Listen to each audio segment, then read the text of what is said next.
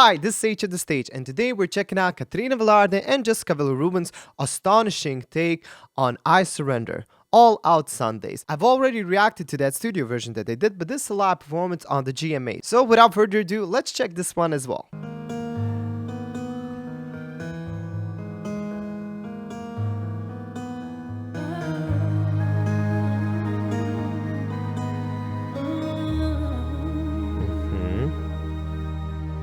So much life I've left to live, and this fire is burning still. When I watch you look at me, I think I could find the way. Love those deep notes. For every dream and forsake the solid ground, and give up this few breathing of what would happen if we ever knew I'm in love with you. 'Cause I'd surrender everything. Before we continue listening, I've just noticed that this version is about 3 minutes long and the previous version was around 5.5 minutes long, so this is some sort of a shorter version. Now, one thing that I'm not completely fond of is the audio quality. It doesn't sound too good. It almost sounds like it was just recorded from the camera microphone, but it's not definitely mixed as well as the studio version. But then again, it's live performance, but even live performances nowadays tend to sound better, so maybe somebody could have done a better job. But when it comes to these two girls, I mean, they're just killing it as usual. To feel the chance to leave again, I reach to you. I know you can feel it too. We'll make it through 1,000 dreams. I still believe I'd make you give them all to me. I'd hold you in my arms and never let go. Woo.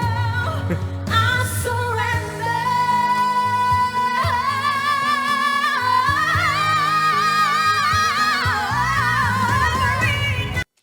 Okay, so, whew, that was the part that I was super impressed by last time. Now, one thing that I do appreciate about this version is actually the same thing that I was talking about previously, that it's a kind of a crappier, let's say, audio quality, but one thing that's better about it is that we're hearing their voices completely natural. So they're not overly produced, and we're hearing their voices just as they are, raw, clean. So let's listen to this part one more time, because we're hearing amazing tones from Katrina and Jessica. Belty, full notes, just amazing.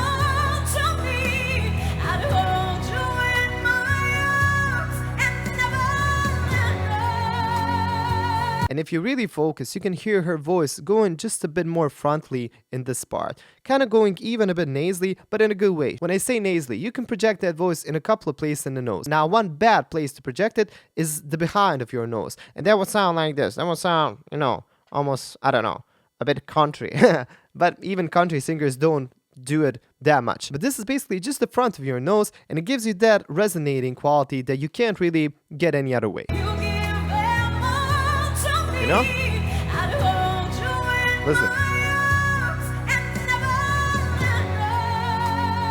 You can really hear it on Let Go.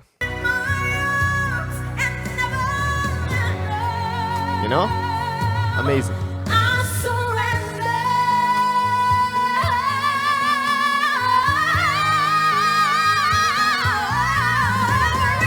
So this is an incredibly hard part. In the studio version, this sounds silk perfect, without any single imperfection. Here, it sounds powerful. They really sung it well together, but here we're actually hearing a bit of that humanness, which I actually find very comforting, because it just proves to me that they're not, aliens or whatever. But this is what I really believe is happening here. The backing track is so soft, it's so quiet, that when they're belting these notes together, they are very loud. They're even louder than we hear them like this, in that room. And in that loudness, they are just being a bit flat. You probably wouldn't even notice it that much, but then again, my job on this channel is to be objective and to talk about everybody in the same way. Now, don't get me wrong, that doesn't mean for a second that they're bad singers or anything, God forbid. They're awesome in every single way, but they're just being here a bit too loud, and because of that, they're being just a tiny bit flat. A bit, and this part as well. Because in this part, there's too much happening. The runs and everything, and they're doing them together. And even that third that was perfect in the studio version, here, because it's so loud, it's just a little bit flat. I'm sorry, but listen.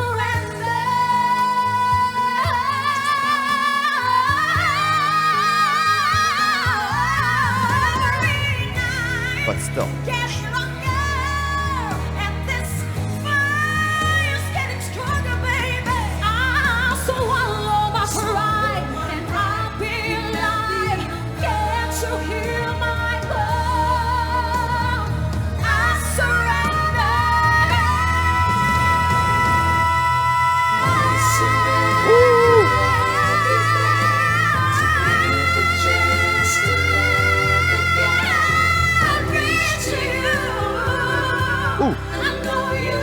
Okay, but this part was so good. They were actually holding perfectly here. Man, so I don't know what was happening there. Maybe they were just kind of getting warmed up and stuff. But man, this part was absolutely perfect. And when they're singing alone, like Katrina alone, the Jessica alone, they're singing without any single issue. Everything's perfect. But even this part, when they're singing together, they're really, I guess they kind of focus more on each other here, and they've just nailed every single note. This is perfect.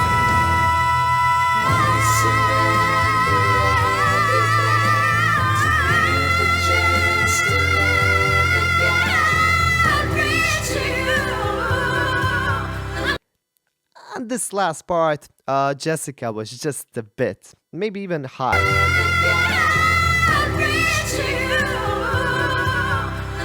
Just a bit.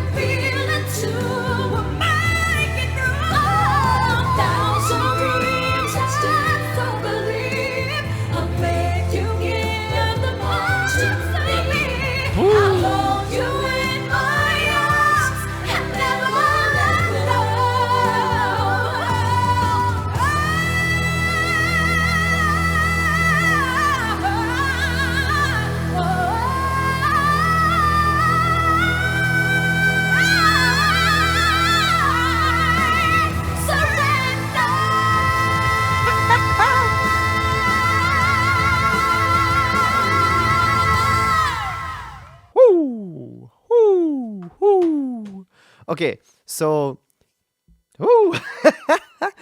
these two are incredible.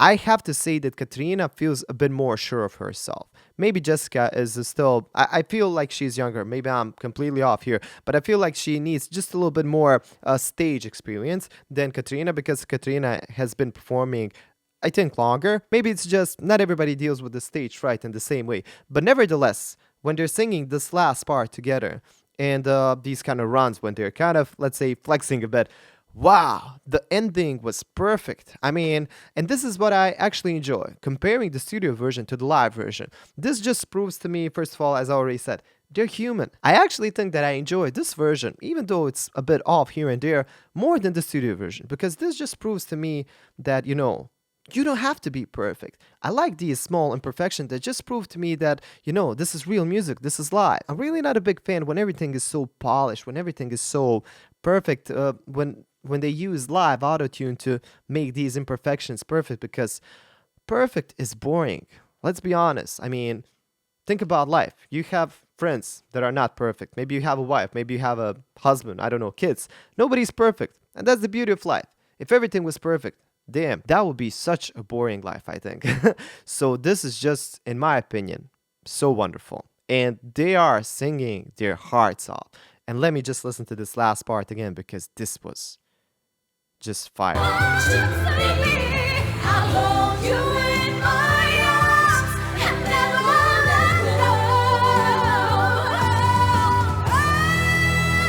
Katrina.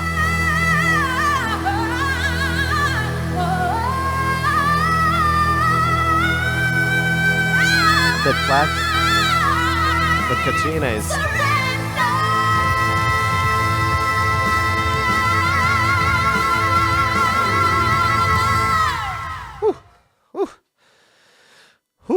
Okay, so what to say?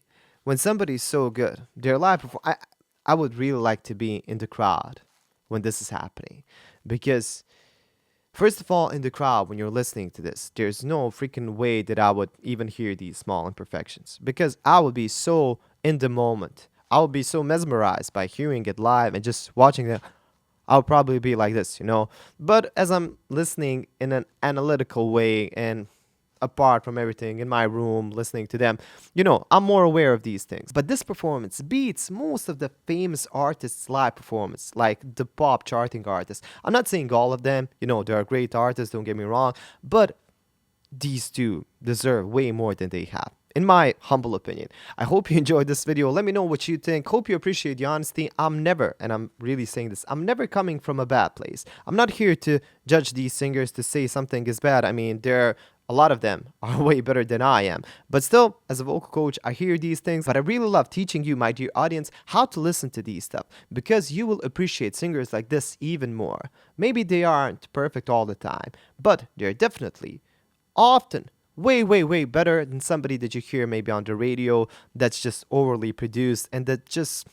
Those artists often have the liveness of their song sucked out. And I just want you to kind of be aware of that. Thank you for watching this. If you enjoyed this video, please share it around. It means more than you know. I'm always trying to reach more people like yourself, and that can only happen if you share these videos. Comment, subscribe to this channel if you haven't already, and let me know what I should check out next. You look wonderful, and I hope to see you in the next video. Bye.